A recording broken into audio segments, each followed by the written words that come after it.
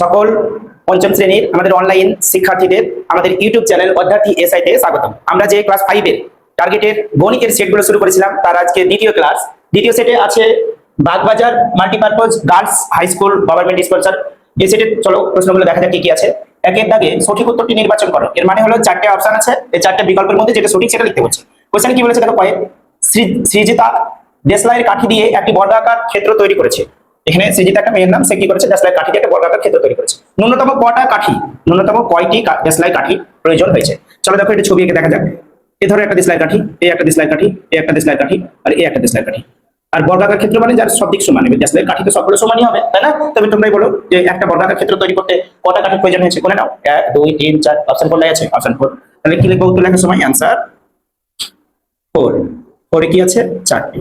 বাস এটুকু লিখলেই হবে। এটা তো কোশ্চেন, এটা কোশ্চেন দেখে দেখে পরীক্ষার খাতায় শুধু এটুকু লিখবা, আর উপরে তোমার নাম ঠিকানা লিখতে হবে, নাম রোল নাম্বার স্কুলে। খ নম্বরে আছে 101/10 সমান কত? অপশন 1 এ আছে 10 পূর্ণ 1/10, অপশন 2 এ আছে 1 পূর্ণ 1/10, অপশন 3 এ আছে 100 পূর্ণ 1/10, আর অপশন 4 এ আছে 10 পূর্ণ 2/3। এটা আছে তোমার ভগ্নাংশের অপ্রকৃত আকারে। এই আকার থেকে আমাদের নিয়ে যেতে হবে মিশ্র আকারে। তো এই জন্য আমাকে কি করতে হয়? উপরেটাকে নিচেটা দিয়ে ভাগ করতে হয়। উপরেটা মানে লবকে কি দিয়ে ভাগ করতে হবে? হর দিয়ে। 10 একে 10 বিয়োগ করো, কিছু নাই, 1 নামছে, একটা এখানে নামলো। 1 নামার পরে আর ভাগ যাচ্ছে না, সেজন্য এখানে একটা শূন্য বসে। অর্থাৎ আমরা এটা সমান কি লিখতে পারি? এটা সমান লিখতে পারি 10 পূর্ণ 1/10।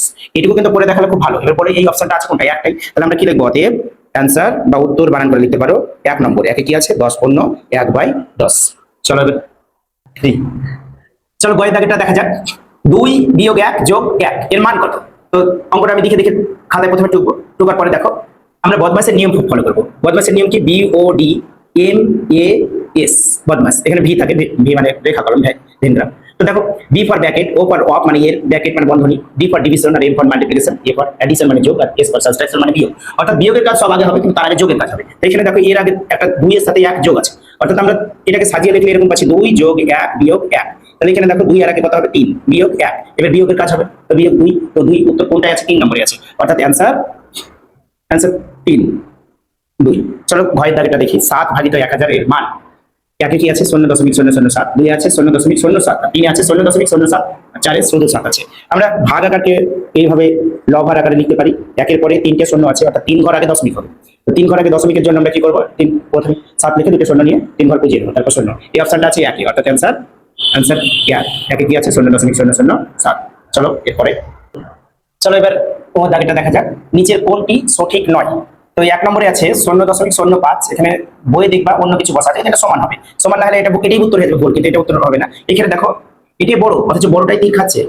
1.1.24 লেস দেন 0.42। তো এটা ভুল আছে, তো উত্তর এটা হবে। আর এখানে দেখো বর্গক্ষেত্রের পরিসীমা 4 × বাহুর দৈর্ঘ্য, এটা সূত্র আমরা মুখস্থ করেছি। 3/5 একটি অপ্রকৃত ভগ্নাংশ।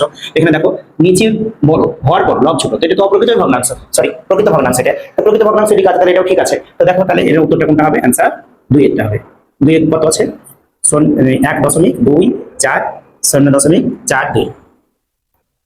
চলো এবার 2 এর দাগের অঙ্কগুলো দেখা যাক। 2 এর কয়ে আছে 7/9 ও 1/2 এর মধ্যে কোনটি বড়? উত্তর লেখার সময় কোনটি দেখে শুধু উত্তরটা লিখে দেবো। তো দেখা যাক কোনটা বড়, সেজন্য আমরা কি করবো? দেখে দেখে প্রথমে ভগ্নাংশগুলো টুকবো। একটা আছে 7/9 আর একটা আছে 1/2। ভগ্নাংশগুলো দেখে দেখে টুকার পরে একটা করে এইভাবে লম্বা লম্বা দাগ দিব। আবার যা আছে তাই লিখে দেবো। পাশে একটা করে গুণ চিহ্ন দিব। এখানে 1 2, পাশে একটা করে গুণ চিহ্ন দেবো। গুণ চিহ্নগুলো কেন দিব সেটা বোঝাচ্ছি একটু পরে। আবার একটা করে দাগ দিব। 2 ভগ্নাংশের লব, একটা 9 আর একটা 2, এই দুজনে তোমরা কি করবে? লসাগু নিবা। 9 আর 2 এর যদি লসাগু নিই, 9 দুগুণে কত হবে? 18 হবে। দুজনেই পরস্পরের মূল, তাই দুজনে গুণ করলে লসাগু হয়। এবার ওই 18 দুই জায়গাতে নিচে বসিয়ে দিবে, অর্থাৎ ঘরে 2 জায়গাতে 18 লিখে দিবে। এবার বলো এই 9 এর সাথে কত গুণ করলে 18 হবে? সেটা যদি না বড় সংখ্যা হয়, না বুঝতে পারো, তো 18 কে 9 দিয়ে ভাগ করলে পেয়ে যাবে। সেটা হলো 2, 9 দুগুণে 18। ওই নিচে শুধু 2 লিখবো, তাহলে তো ভগ্নাংশ সমান থাকবে না। সমান থাকার লাগে উপরে 2 লিখতে হবে। তাহলে যে কোনো সময় উপর নিচে আমরা কেটে বাদ দিতে পারি, তাহলে আবার 7/9 পাবো ঘুরিয়ে। অর্থাৎ ভগ্নাংশের উপর নিচে মানে লবে এবং হরে একই সংখ্যার গুণ করলে ভগ্নাংশের মানের কোনো পরিবর্তন হয় না, এক্সেপ্ট শূন্য, মানে শূন্য ছাড়া। শূন্য গুণ করে দিলে সব পরিবর্তন হবে। কিন্তু 7 দুগুণে 14। নিচে তো লেখাই আছে, আগে লিখে দিয়েছি 18। তো এখানে বলো 18 বোঝাতে গেলে 2 এর সাথে কত গুণ করতে হবে? 9। ভগ্নাংশ সমান রাখার লাগে উপরেও 9 গুণ করতে হবে। 9 কে 9 আর নিচে 18। এবার বলো 18 ভাগের মধ্যে 9 ভাগ বড় নাকি 18 ভাগের মধ্যে 14 ভাগ বড়? অবশ্যই 14 ভাগ বড়। তাহলে আমরা লিখতে পাচ্ছি এটা বড়। তাহলে লাস্টে বেলা অতএব দিয়ে সেম লিখবো। লেখার সময় শুধু উত্তরটা এটা আসছে কোনটা থেকে? এটা আসছে তো আমরা এইটা থেকে, এটা এখানে বসিয়ে দেবো, বাস হলো। অতএব 7/9 ও 1/2 এর মধ্যে মধ্যে কোনটা বড়? 7/9 বড়। এবার জিজ্ঞাসা চিহ্ন হবে না, দাঁড়ি। আশা করি বুঝতে পেরেছো। চলো এবার আমরা ক্ষয়টা দেখি। বিয়ের ক্ষয় কি আছে? 208.48 টাকা বিয়োগ 5/6 মানে 56.20 টাকা। এই বিয়োগটা কিভাবে করবো? প্রথমে এটা দেখে দেখে লিখবো। 0.848 এর নিচে এককের ঘরের নিচে একক গুলো ঢুকবো। দেখে দেখে ঠিকঠাক ভাবে যদি ঢুকি তাহলে বিয়োগটা করা অনেক সহজ হয়ে যাবে। এই না যে এইভাবে করা যাবে না, করা যাবে, কিন্তু এইভাবে উপর নিচে লিখলে অনেক সহজ হয়। এখানে কি আছে? টাকা। তো এখানেও টাকা আছে, তাহলে উত্তর যেটা আসবে সেটা টাকাতেই আসবে। 8 থেকে 0 বাদ দিলে কত হয় বলো? 8 হয়। 4 থেকে 2 বাদ দিলে কত হয়? 2 হয়। এখানে দশমিক ছিল, দশমিক বসলো। 8 থেকে 6 বাদ দিলে কত হয়? 2। 0 থেকে 5 বাদ যায় না, এখান থেকে 1 নিয়ে 10 পাবো। 10 থেকে 5 বাদ দিলে 5। এই 1 এখানে দিয়েছে, তাহলে আর 1 আছে। তাহলে এবার এত টাকা।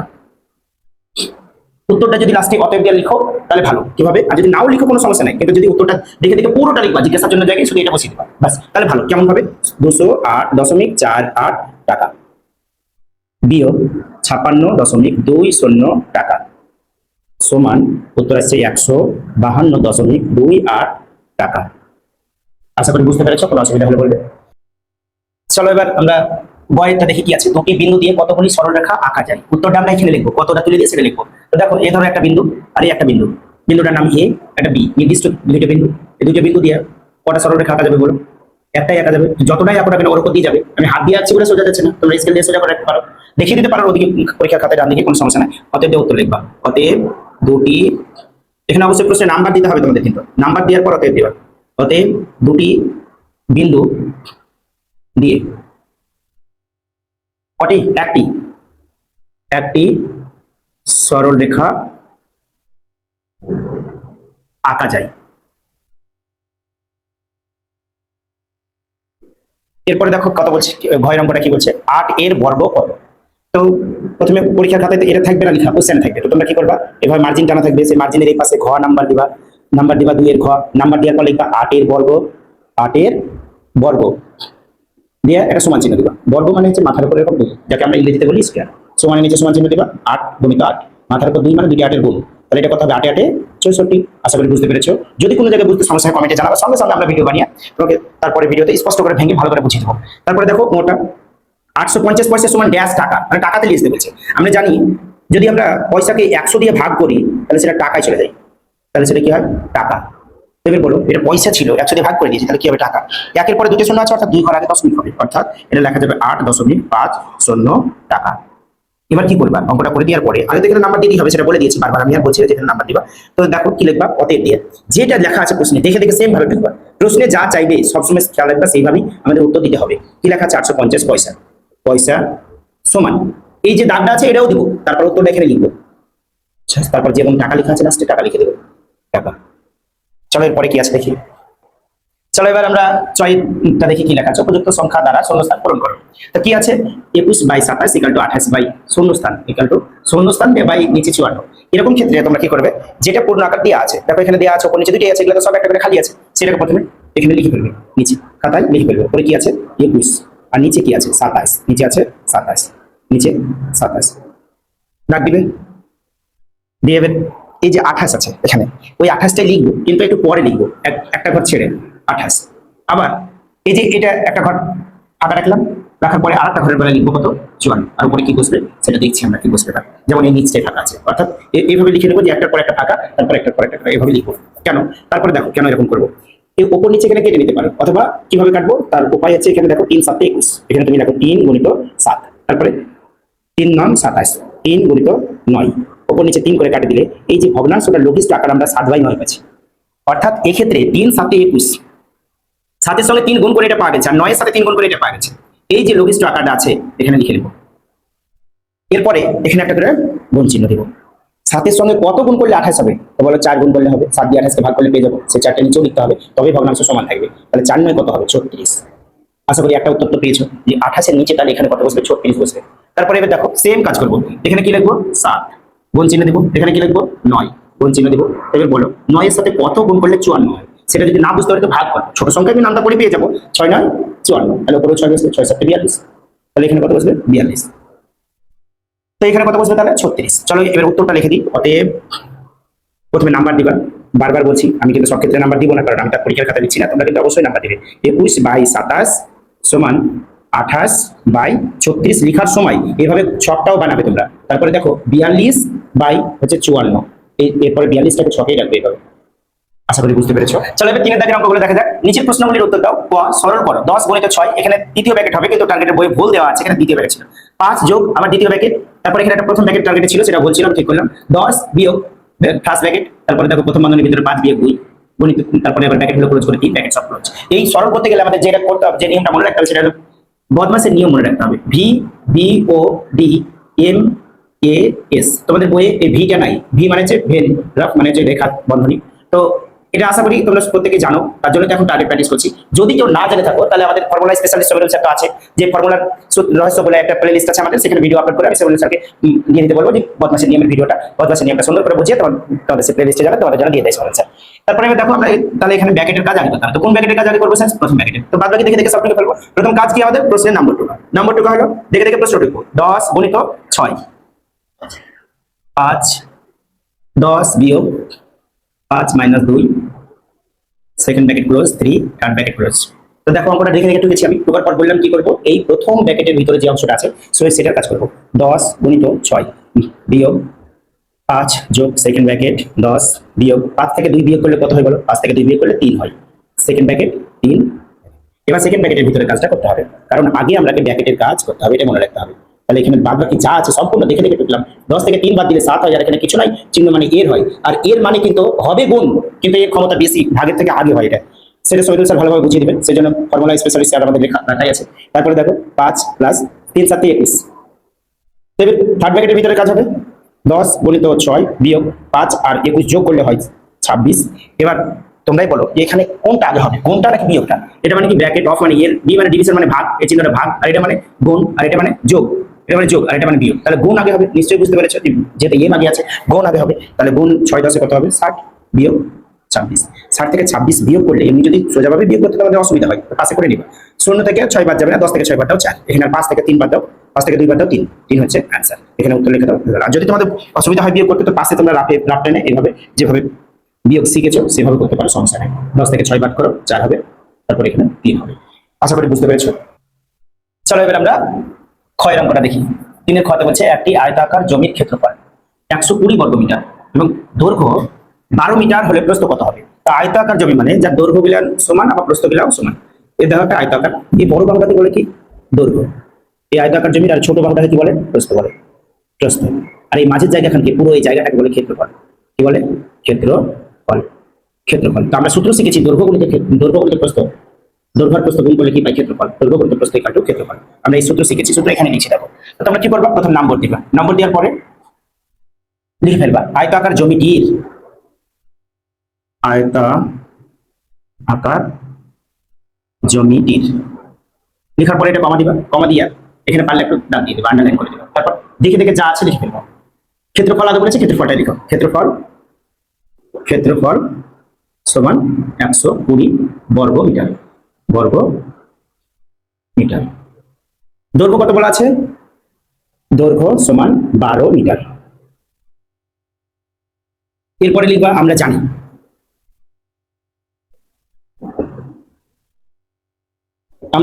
কি জানি? দৈর্ঘ্য গুণিত প্রস্থ, দৈর্ঘ্য গুণিত প্রস্থ সমান ক্ষেত্রফল। এরপর বলো দৈর্ঘ্য আর প্রস্থ গুণ আকার আছে, তো এদিক থেকে যদি দৈর্ঘ্য ওই পারে পাঠায়, তো নিচে যে বসবা তো ভাগ হবে, কারণ এই পারে গুণ আছে। এগুলো সব স্যার আশা করে বুঝিয়েছে তোমাদের। প্রস্থ = তাহলে কি পাচ্ছি? ক্ষেত্রফল বাই দৈর্ঘ্য। তাহলে প্রস্থ সমান আমরা কি পেলাম? প্রস্থ = ক্ষেত্রফল বাই দৈর্ঘ্যের ফর্মুলা। এই ফর্মুলাটা তোমরা কিন্তু মনে রাখবা, এটা ডাইরেক্ট করলে করতে পারো, আমি ভেঙে ভেঙে করে দিলাম। এখানে কি লিখতে হয় স্যার? এখানে লিখতে হয় বা, আবার লিখো বা। এবার প্রস্থ এখানে লিখতেও পারো, আবার ডট ডটও দিয়ে দিতে পারো, একই লেখা বারবার না লিখে। ক্ষেত্রফল দেখে এখানে এসে বসিয়ে দাও 120। একক কি আছে? বর্গমিটার। বর্গমিটার মানে 2 মিটারের গুণ, মহাশয়ী ব্যাকার। এরপরে দেখো নিচে আছে দৈর্ঘ্য 12 মিটার, 12 কে 12, আর এই শূন্যটা এখানে উঠে আসবে। এখানে বর্গমিটার মানে মিটার ইন্টু মিটার, তাহলে একটা করে মিটার কাটা যাবে, এখান থেকে মিটার কাটলে বর্গ কাটা যাবে, বর্গ মানে 2 মিটার, বর্গ 1 মিটার থাকলো, তাহলে প্রস্থ কি পাওয়া গেল? অতএব প্রস্থ = 10 মিটার। প্রস্থ = 10 মিটার। অতএব যদি উত্তর আলাদা করে আবার লিখি তাও হবে, না লিখলেও হবে। চলো এতটুকুই করবে তোমরা। চলো এবার 3-এর বইটা দেখা যাক। স্থানীয় মানে বিস্তার করে কথায় লেখো 207.02। প্রথমে আগে স্থানীয় মানে বিস্তার করি, নাম্বার দেওয়া হলো, নাম্বার দেওয়ার পরে যা আছে দেখে দেখে লেখা হলো, লেখার পরে সমান চিহ্ন দিব। 200 যোগ 00 যোগ 7 যোগ 0/10, দশমিকের পরে এটা বাই দিয়ে 10, তারপরে বাই দিয়ে 100 হবে, 2/100। এবার যদি আমরা এইভাবে লিখি 2 শতক 0.7 একক 0.2 শতাংশ তবু হবে, কিন্তু যেহেতু এগুলো শূন্য তাই এগুলো লেখার কোনো প্রয়োজন নাই। লিখেছি, এর নিচে আবার ওগুলো বাদ দিয়ে দেবো, এই শূন্যগুলো তো দরকারই নাই। তাহলে কি পাচ্ছি 2/100। এবার একটা কথা লিখে দেবো, অতএব 207.02। এটা কি লিখবো কথায়? 2 শতক, তাহলে শতক 7 একক, 7 একক। এটা তোমরা এরকম লিখতে পারতা, 207 0.2 এরকম ভাবে লিখতে পারতা। তো আমরা এখানে কি লিখলাম? 2 শতক 7 একক, আর এটাকে কি বলবো? 2 শতাংশ, 2 শতাংশ, 2 শতাংশ।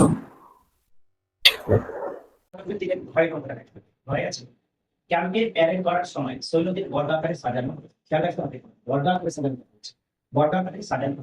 একই সারিতে 11 জন সৈন্য দাঁড়িয়েছে, ক্যাম্পে সৈন্য সংখ্যা কত? তো কি লিখবো? নাম্বার দিব, নাম্বার দিয়ে সব বলবো। একটি সারিতে মোট সৈন্য সংখ্যা 11, একটি সারিতে সৈন্য সংখ্যা কত? 11। একটি সারিতে সৈন্য সংখ্যা, সৈন্য সংখ্যা 11 জন। এটা প্রশ্ন বলা আছে, প্রশ্ন এখানে বলা আছে সৈন্য সংখ্যা 11 জন। এই একটি সারিতে কি 11 জন সৈন্য থাকে? তাহলে সারি সংখ্যা 11 থাকে, কারণ বর্গাকার করে সারিছে। এবং সারির সংখ্যা, সারির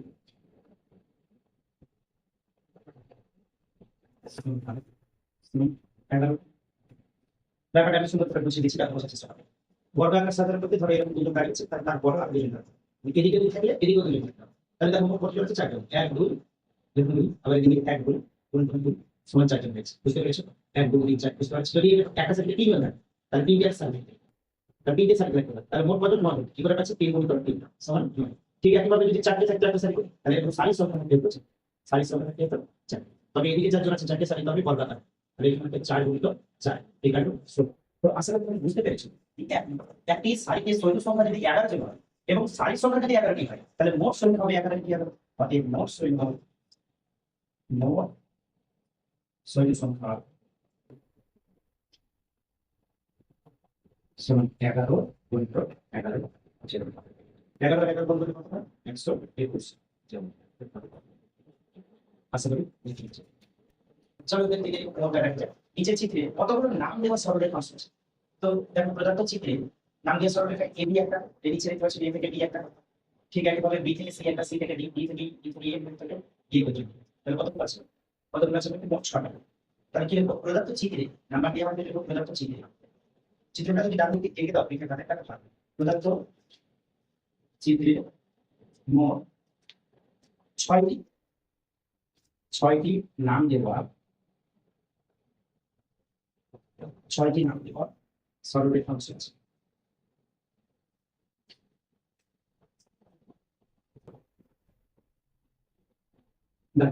তারপরে